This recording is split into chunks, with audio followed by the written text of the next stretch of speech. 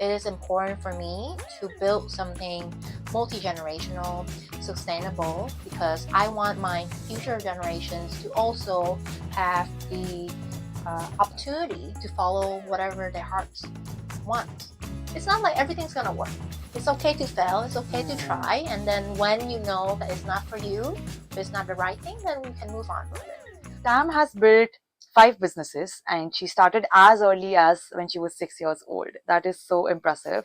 And amongst the 5 businesses, she has scaled the 2 to a 6-digit figure. Wow, Tam. Hi everyone, my name is Tam. I am Vietnamese and I currently the founders of GOL Solutions. We right now what I'm working on is to help companies that are entrepreneur to reach their global dream through cross-border e-commerce. This is growing up, the ventures I've been through is always about e-commerce, logistics, and like marketing and like promoting people. So this venture of mine is really a combination of all of that together and to help people reach their global dream. It's definitely it has been quite a journey. So at this moment, I am about 2 years to move into Singapore. And when I moved here, I decided instead of going to like working for applying for a job, I decided to start my own business instead.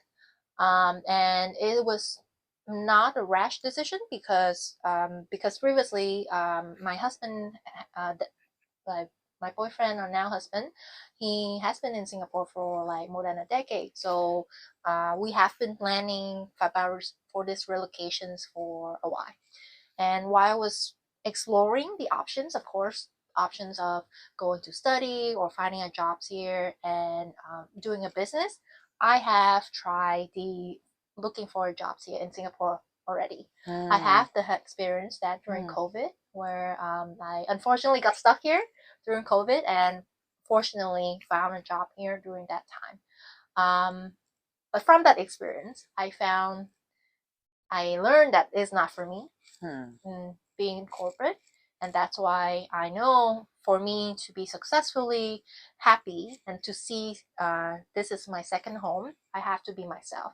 And that means having my own business, surrounding myself with people who are in the similar mindset and journey. That's very interesting. And I think it's really important for us to give that sense of understanding that what is good for us and when is it that we cut something out when it's not serving us.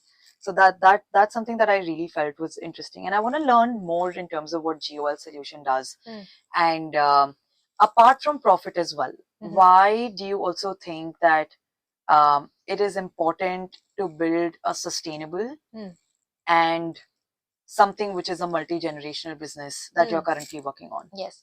I think for any business I'm looking at now, I've always have, whenever I go into a new business, I know it's a commitment between 3 to 5 years minimum.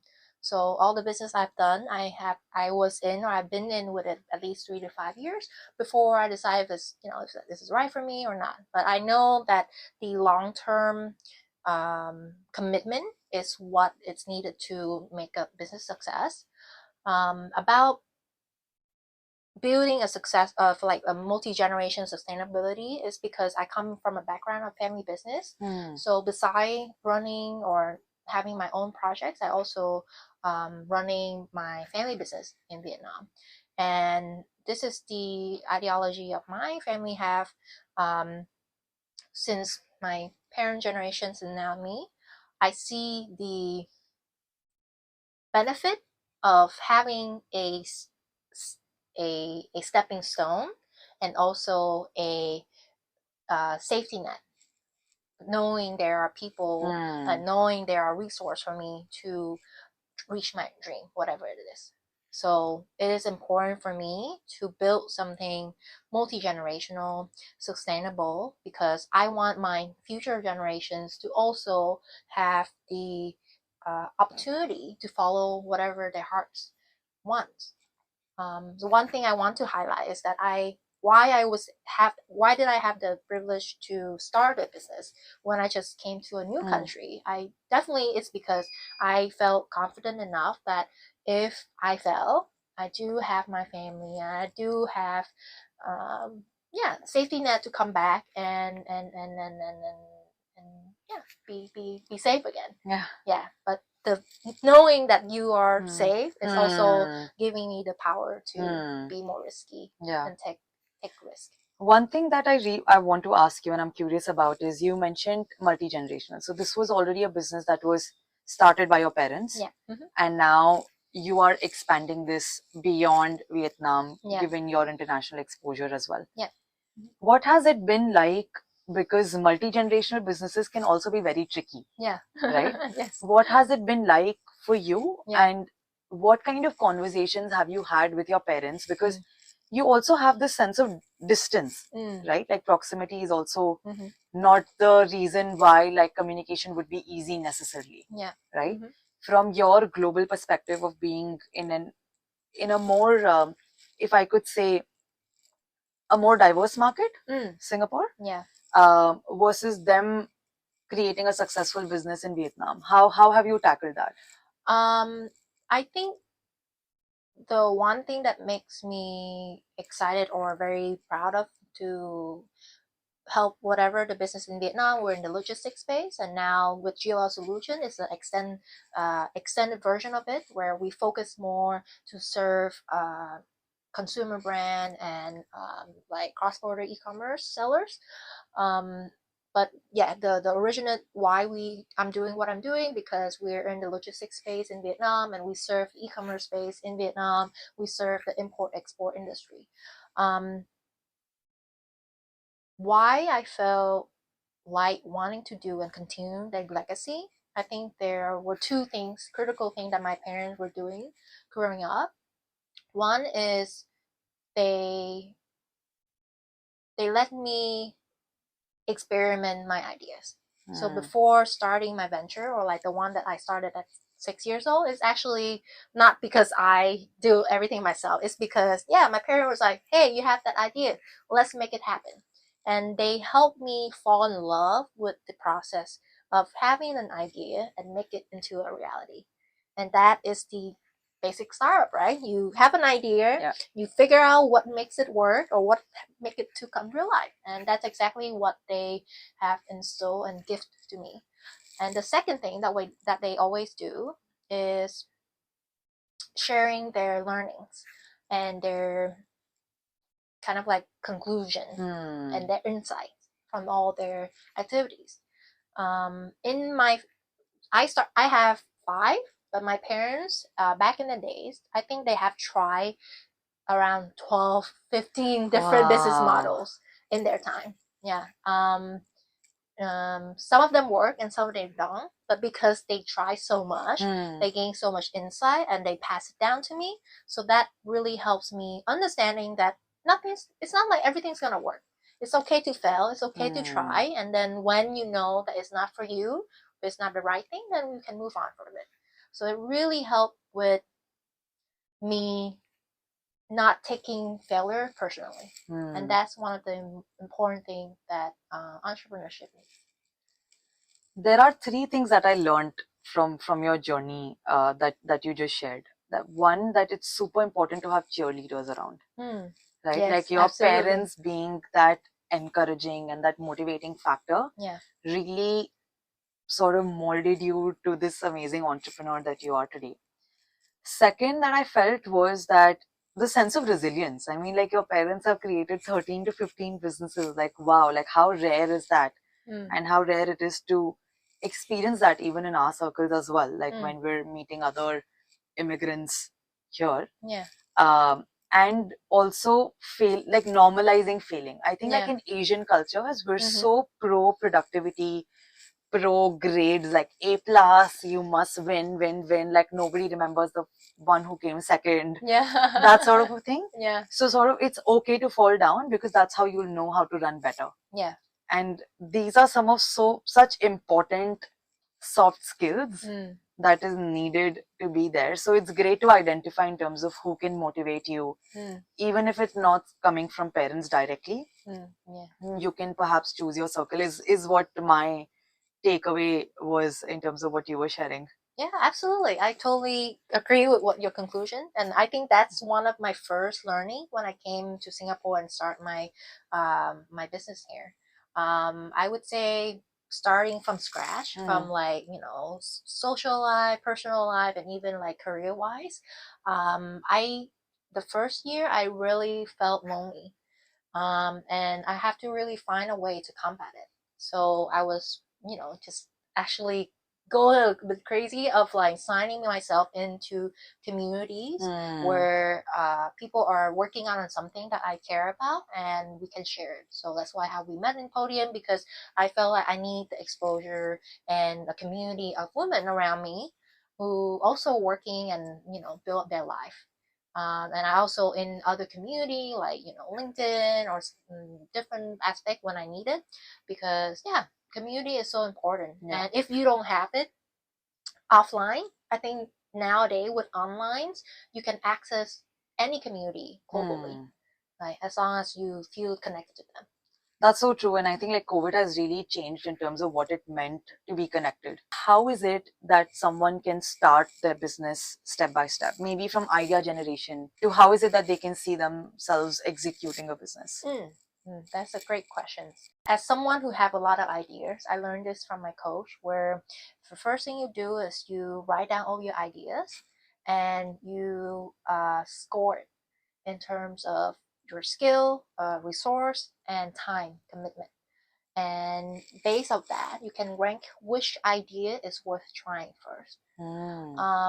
My personal hack, because I also have a lot of ideas, but for me, my one score that I would really identify and trying to work on is that to find paying customer. So I can tell you and I can talk to you about an idea I have, but unless I found maybe 5 or 10 people willing to pay for it, I'm not gonna work on that idea yet. Yeah. So in my business, because we serve the e-commerce sellers, we heard the importing export industry. So I get to talk to a lot of like the industry, and learn their insights. So yeah, so if a customer come to me and share about their problems, I will wait at least 3 times where somebody tell me about the same problems before I think about the solution. And then from the solution, I will propose to another 5 to 10 people. And if they are okay and on board to sign, then I will then start the setting up and everything afterward. So that I think is the easiest way to just finding out an idea and see what works. Because at the end of the day, a business should able to sustain itself and should able to bring in revenue. Yeah. Articulate and test. Yeah. That is very interesting. Yeah. And how do you, when you get these ideas, like do you journal them? Do you draw them? Because everyone also does it in a different way. What's your style? I usually talk to people. So I love talking to people, and that's why originally I started my podcast as well, because I wanted to talk and I want to pick people's mind. So usually the first phase of my ideation is just to talk to other entrepreneurs or other friends of mine or people I think that they would understand the problem I'm trying to solve and see what is the feedback.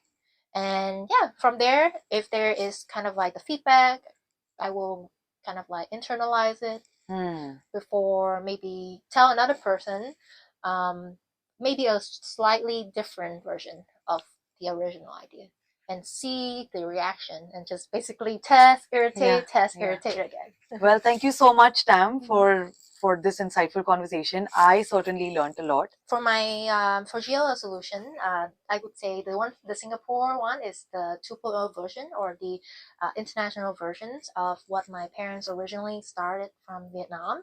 So the GLO Vietnam is actually the first e-commerce marketplace in Vietnam at the time. Wow. So this is also where so it's similar like Amazon nowadays. You can open a store and you can sell your products up there. So this is actually where I also start my first ventures, where I was really into aquarium and fish pet at the time. So my parent was like, "Hey, how about you open a store online on our platform and sells fish?" Yeah, so we sell fish Mm. and aquarium tanks, equipments, all those Wow. things for people who really into like that kind of Mm. hobbies. And one thing happened is we started getting orders from nationwide from Vietnam, and then international order as well. So I remember we were like shocked when we have an order from a German customer ordering from our website a pair of fish going to Germany. Wow. Yeah. So that was how it started. Um, but from that project or from that Mm. like small venture, I one big learning for me is that online channels, e-commerce really can open doors so that you can get access to customer all around the world. Mm. And if you can find customer who buying your products in your city, there are potentially a lot of people out there outside of your country, outside of your city, who also want the same thing. Um, and because of nowadays with cross-border e-commerce and like Hmm. all the big platform, your chance to bring your product overseas is lower, much more than like 20, 30 years ago. Hmm. 20, 30 years ago, I think import export is kind of like a big guy game where you have to heavily invest it in your factories and, hopefully finding a big buyers overseas to purchase your products. But e-commerce help lowering the marketing cost. You now don't need a permission from a local partner to start selling Hmm. to the direct consumer. And because I believe that, and I really see how small business, like especially from Vietnam, where I'm from, a lot of people have dedication and make good products quality that deserve to be known more. So I think online e-commerce is the vessel for that. And I think, yeah, there are people all around the world who also deserve that chance to able to bring their products overseas. Yeah, so when I went to Singapore and relocated here, I decided why don't I transform whatever we offer Hmm. in Vietnam to a international solutions for anyone who wants to experience and sell the products globally.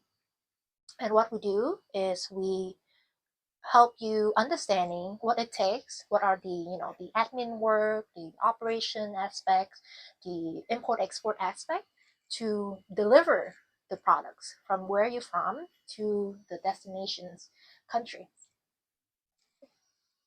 So I have a question, and this is very interesting. Um, that how like when such a butterfly effect that your parents encouraged you to start your business, Yeah. you started your business, and Yeah. you got an order from an uh, international buyer. Yeah. You got an order from an international buyer, and that prompted the idea that you need to take this to cross borders as well. Yeah. The the interesting aspect is that you're in Singapore supporting the Vietnam market, and now perhaps other innovators based in Singapore. But what if someone is based in um, San Francisco and they want to sell something in Laos? Does Absolutely. GOL Solution provide that? Yes. So what we helps is we help you to understand what is the local regulations you need to bring your product into a new countries. And our current market coverage at the moment is North America, South Asia, and Europe. So if you want to sell to any of the countries in these regions, then we will walk you through what is the paperwork that you need to complete, who are the local vendors that you need to engage to deliver your products, and what are the accounting tax thing that you need to do to fulfill in that local countries. And it is packaged in a done for you service where all those admin works is done by us so that you can focus in the sales and marketing. That's great. So you do consulting work, you also provide the services, and then you essentially come as an outsourced team. Yeah, so it's like a third person, a third team member in your e-commerce team, because usually e-commerce team are quite lean. A lot of people are specialized in the marketing, and they find very draining when it comes to like just operation and fulfillment part. But that's where we find a lot of fulfillment for ourselves. So it's a matchmaking process so that you can focus on what you're good at, and we can help you make it happen. Great. And do you still provide the e-commerce facility? So what we do more is on the software and technology side. So we have software solutions that to help you manage these kind of operations.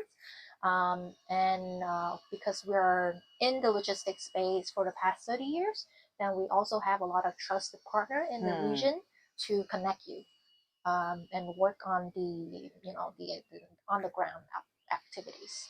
So your e-commerce business evolved to a software solution provider because of that one order that you received. So everyone needs to look out for that one sign, because even like the simplest or the smallest of sign can create these big ideas.